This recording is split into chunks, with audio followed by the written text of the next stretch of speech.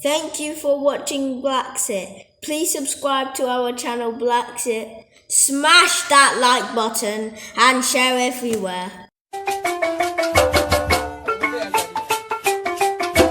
Receive them as family. You know what I'm saying?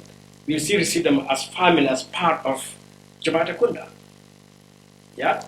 So sitting here, I'm like, okay, what about Sister Julie? That sister was snatched from me and taken across.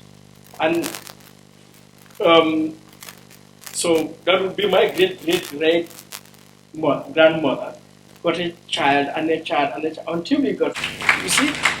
So, so we have family in Senegal, but we have family in Jamaica, in Trinidad, in UK, in Canada, and so on, in the same way. But in a more serious way, because now, at one point, our people were snatched away from us, who had to cross the Atlantic in horrible ways. What determines our life, what drives our life, is law.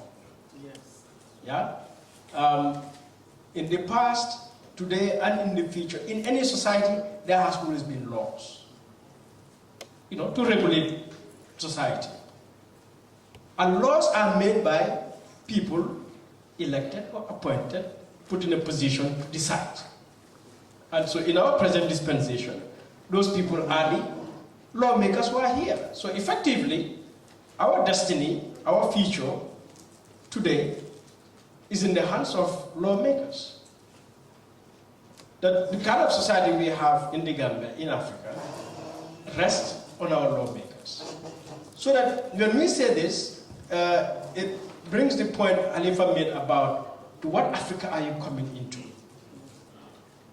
You know, I don't like this Africa. We have to kill this Africa and create an Africa we deserve. Which goes to say, the struggle for Pan-Africanism has not ended. It continues. As Nkrumah said, Pan-Africanism is the total liberation and unification of Africa. So we have not achieved that, and we can achieve that and therefore create the Africa we want until we get unity. So, which means our brothers and sisters from the diaspora, the rest of us here, should dedicate ourselves more to the fight for Pan-Africanism. In order to create the Africa we want. Pan-Africanism gave us independence. One just needs to know the history. I think some of it have come out here in Halifa's presentation and the previous one and others. 1945 Congress in Manchester, we know, even from the Gambia, Gaba Jahumpa was there. You know, and so on. And it was that conference particularly in which Nkrumah and others participated, that actually became a springboard for independence struggles to raise the fight against colonialism to another level. So our independence is directly rooted in Pan-Africanism. We did not get independence on our own. It was all part of that global Pan-African movement that started by individuals way back in 1900. Henry Sylvester Williams, for example. All right, so, but saying these things and looking at the subject slavery, the history of slavery, is all the more reason I'm happy that National Assembly members are here, because what it means is we got to get this information in the school system. That is part of achieving Pan-Africanism. I mean, Brother Perry just talked about stuff here, and as he was talking about Bob Collymore, I was sitting there, I Googled Bob Collymore, and I found what he was saying is true. He died in 2019 in Kenya. Safaricom was recorded by Forbes as Forbes 200 as the leading job creator in Africa in 2018. Now, all of this got to go in the school system because until now, the presentation Dr. Saho gave here about Africa, Phyllis Wheatley. How many Gambians have ever heard of Phyllis Wheatley, for example? You know, particularly lawmakers here need to know who is this, need to know our history, so that we begin to change our curriculum to educate ourselves properly. I went through school in the Gambia and in Ghana, in Sierra Leone, up to university, I've never sat in a class and they talked about the issues that Dr. Perry talked about, that Dr. Saho talked about, that Halifa talked about. And I graduated with a master's and I'm supposed to be educated. But actually, I don't know myself. I don't know myself. So that when we talk about slavery, and when we talk about automatic citizenship, a well-educated lawyer in the Gambia sent me a message last week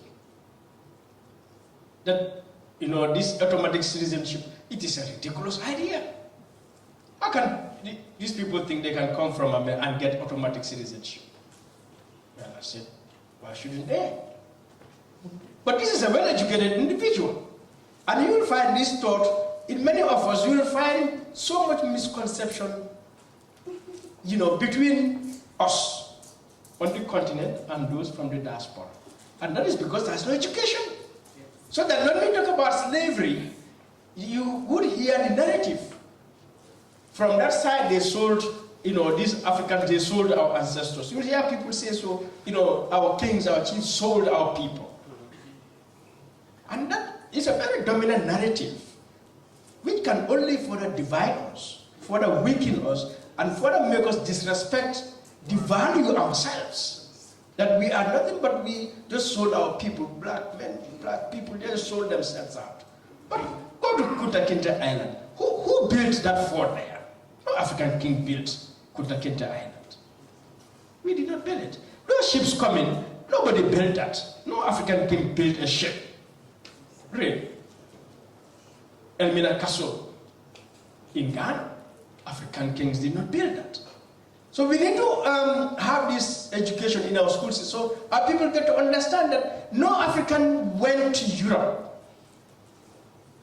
No African leader, chief, king went to Europe to ask, we have people to sell. It is, slavery is the invention, the imagination, and the invention of Europeans to come on their own to invade. And in fact, when you read the history, for example, Queen Zinga, in present-day DRC, Congo, Angola area, you would realize, and many other examples, how our chiefs got to realize at the end of the day, people we've welcomed who said they have goodwill, only to see them now attacking us. But our people need to know this history. Who emerged rich, prosperous, wealthy, developed out of slavery? You saw London, Manchester, small towns, poor towns, over time they became big cities. America, what was America? Really, Brazil, we saw big wealth. Poor small countries, Spain, Portugal, become rich. Belgium, how? Somebody said books, I would also say, what's the name? Eric Williams, Capitalism and Slavery. You got to read these books to see how slavery really gave wealth to these people. So, but did we see similar cities emerge in Gambia, in Senegal, in Nigeria, thanks to slavery? No. So, we did not, and we have to talk about the economic, social aspect of things, of slavery, so that it is not just merely about the millions of Africans taken. I think somebody mentioned Walter Rodney. I think, Dr. South mentioned Walter Rodney, how Europe underdeveloped Africa, how, over a period, Africa's population stagnated and even reduced. Because slavery, Wally Shoika said it, two evils that account for Africa's underdevelopment, slavery and colonialism. Hugely depopulated Africa, not just depopulate, because we got to understand what that depopulation is. I mean, who was Kunta Kinte? Kunta Kinte was a young man, well-built, well-able. You watch Roots on the ships, you don't see old men and women. You see strong men, strong women, childbearing women, childbearing men, men who have skills, men who were to be soldiers, to defend, men and women who were to be leaders. These are the people taken out of Africa, leaving children and old at home. You subject a society that to 100 years, 200 years, 300 years, 400 years. How can that society salvage itself? So we got to teach our people to understand the nature of slavery beyond the structures, beyond the buildings, beyond the numbers, to look at the meaning, the value of slavery, how it harmed us as a people on the continent. We're not talking about yet out in the diaspora, but on the continent, how slavery disrupted the economic systems of Africa. Because you read, African kingdoms in those days, Mali Empire, Ghana Empire, they were far more advanced than the Europeans. They have self-sustaining economies. And so when you depopulate that society to that extent, what it means is you damage the economic power, the economic foundation of that society. So poverty came in, diseases came in, and disunity. People abandoned their ways of life just to go into the forest to hide. So the impact of slavery is huge. And all the more important that lawmakers are here to understand this is that, in fact, the rebuilding of the Gambia of Africa would require a re-education. Nyangjan mentioned something, a book, The Miseducation of the Negro. That miseducation continues until today. You just open your children's secondary school SES textbook and read the history. All you will see so-called Soninke Marabu Wars. What is Soninke Marabu Wars? Really? They will talk about Kanimbono, they will talk about Songhai Empire, they will talk about Ghana Empire, Mali Empire, they will talk about Ghana Empire, full stop. But what was there after Ghana Empire, before Ghana Empire came? Where did we come from? And Sheikh Anta Diop, one of the world's greatest thinkers, had said so. That until we dare link our history to the history of ancient Egypt, African history shall remain suspended. So we sit here, we see the pyramids. How many of us consider that we are connected to those pyramids, for example, in ancient Egypt, in Ethiopia, in Sudan, and so on? So our history is a bunch of miseducation. So people get educated to the highest level, yet they are so naive. I mean, look at the brief remark Khalifa made here, IMF, World Bank, Kuwaiti Fund, Saudi Fund, and so on. And we sit here, we cannot even see it. We cannot even create an African Development Bank. What is wrong with us? Yeah, but who is it serving? All the shareholders of the African Development Bank, you check it, who controls it? He talked about Nkrumah, 1963. Nkrumah sat at the OAU summit. He put up a proposal, a 10-point plan. One African army, one African diplomacy, one African passport, one African currency, an African central bank, an African citizenship. 10 proposals. To say, look, here are the 10 proposals. 6 months to put up a commission to look at these things. I propose, in fact, the capital of Africa to be somewhere around Libreville or in the middle of Africa. Experts go, look at the things, make the laws, we come back 6 months, and we create the United States of Africa. It didn't happen. Some said, no, Nkrumah, let's take it gradually. I mean, let's wait until others get independent. Some said, no, Nkrumah, let's go by regions. We have forced West Africa unite. Now, West Africa has ECO. They want to create a common currency called ECO. Until today, they cannot create it. Why? Because bad leadership. Because of dishonest intellectuals who are running the institutions like one West African Monetary Institute. They even have it. Rather, you would have until now, whether you know it or not, 14 French-speaking African countries are paying tax, colonial tax, to France. Because France built nice infrastructure in Senegal, in Dakar, in Bamako, in Cote d'Ivoire. For that. That's what's happening. Their treasury sovereign funds is in the French treasury. That determines how much percentage they can withdraw. With the CFA pegged to the franc and now to the euro. Now, but to address that is for parliaments to begin to stand up for the people, because the parliaments come from the people. Parliamentarians come from the people to begin to look at these laws, to begin to question these institutions. Why can't that, as Halifa said, for that automatic citizenship? Yes, we need an AU protocol, we need an ECOWAS protocol, we need laws in the Gambia to recognize the African diaspora as part of the African community. And the benefits that can come are unlimited. Because as they took Africans out of Africa, the skillful, the able, the well-resourced, the intelligent, today those children are Dr. Perry just listed them here.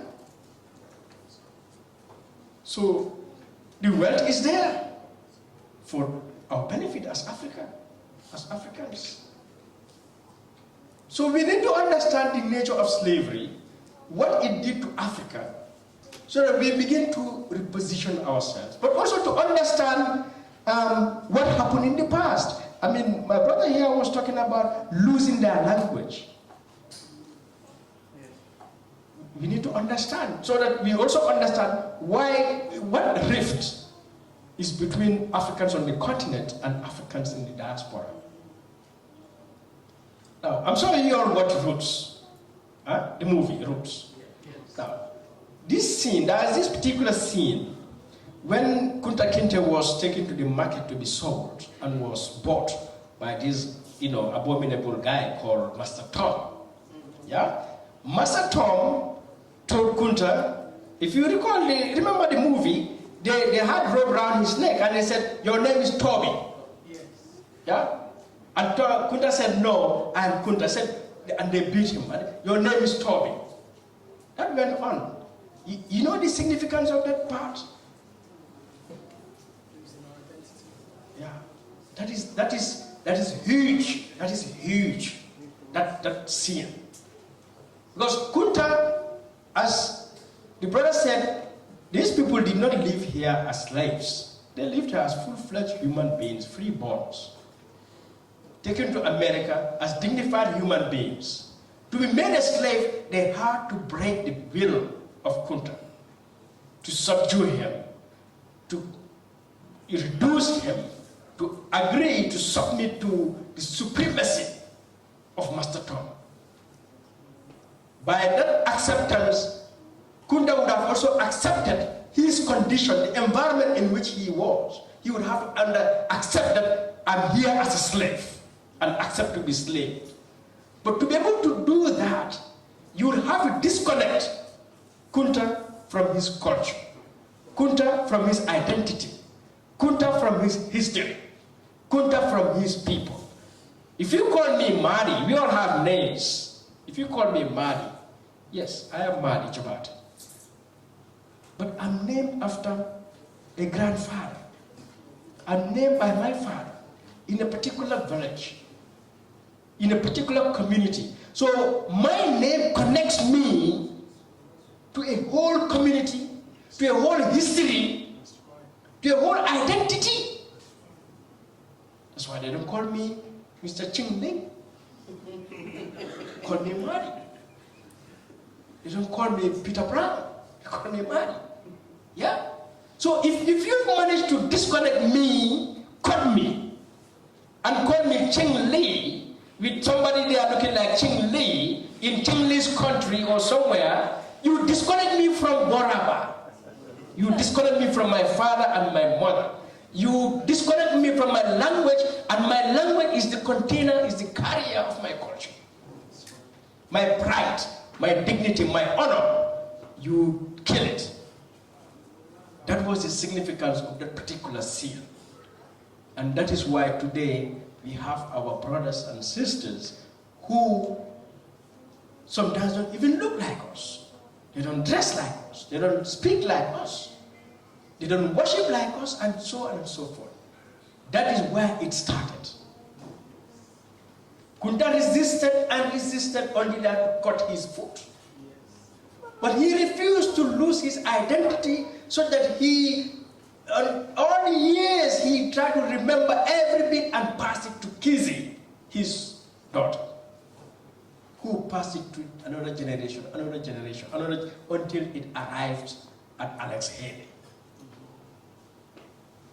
So this slavery, we got to study it and understand what it meant and what it means, because still today we are in those slave conditions. Those slave condition system is in our education, is embedded in our institutions, because that slavery gave birth to colonialism. That colonialism created, formalized those institutions even stronger, to the point that until today we have laws in our books, 1933, 1944, laws in our books, 1901. Institutions running as they were in the past. Who should change it other than our lawmakers? So this struggle for Pan-Africanism should be newer today than in 1900. Because look, Africans, let us unite. Let us unify Africa. That is where our security, our survival is. Let us look at the world, the geopolitics in the world right now.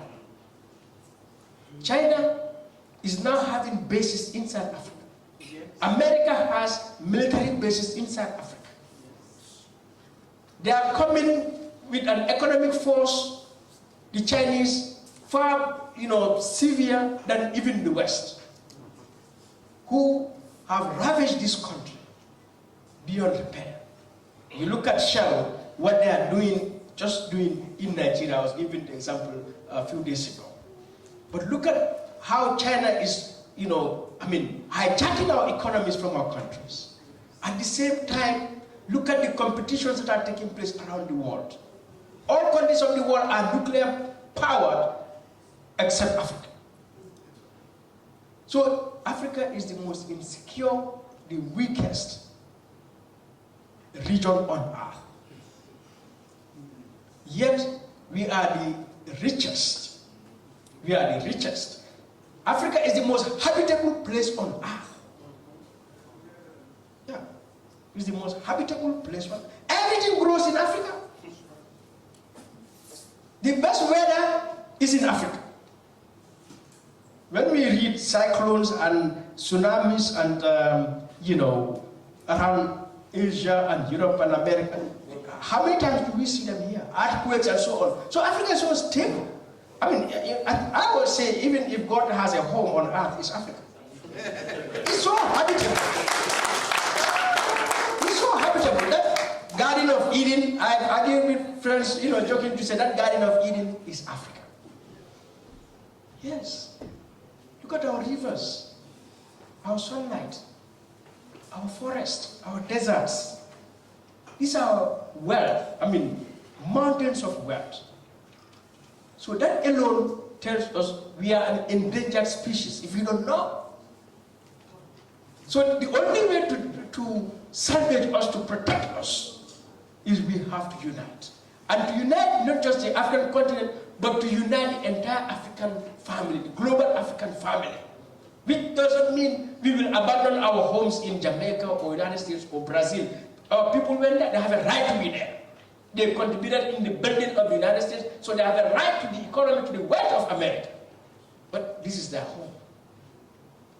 So we got to understand things.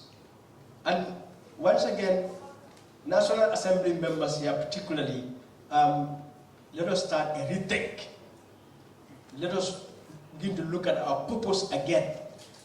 Let us realize the destiny of the Gambia and Africa is in your hands, because you are the members in the ECOWAS Parliament. You are the members in the Pan-African Parliament. So it is you to make Africa. On that note, thank you very much. One nation, one Africa. Thank you, BlaXit family. Please keep watching and remember, follow your dreams. Purchase your tracks today.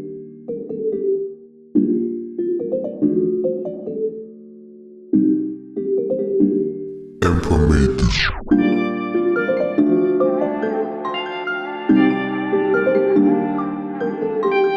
Purchase your tracks today.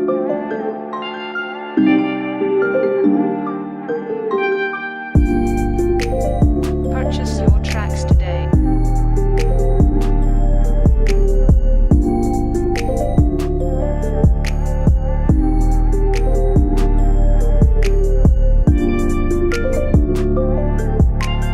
Purchase your tracks today.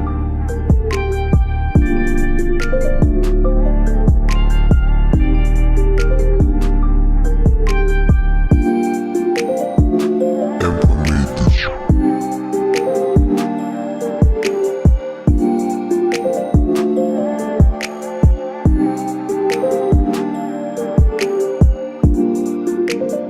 Purchase your tracks today.